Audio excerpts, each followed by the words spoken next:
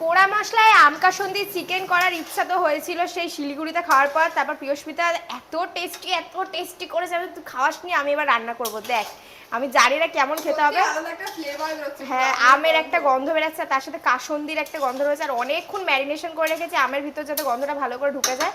তো এখন কিন্তু চিকেনটা দিয়ে দিয়েছে, আর চিকেনের পিসগুলো এত বড় বড়, এটা অনেকক্ষণ ধরে ধরে কষাতে হবে।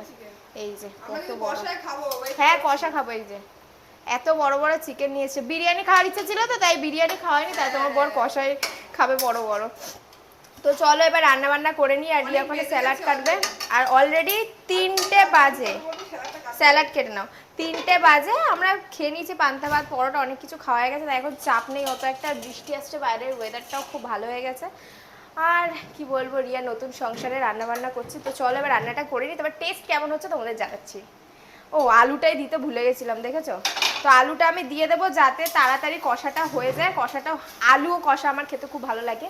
তো চলো আলুটা দিয়ে নিই, তারপর সবার জন্য কষা তুলবো। তো দারুণ এক্সাইটেড, সবাইকে খাওয়াতে তো ভালোই লাগে। হ্যাঁ ভালো গন্ধ বেরাচ্ছে একটা।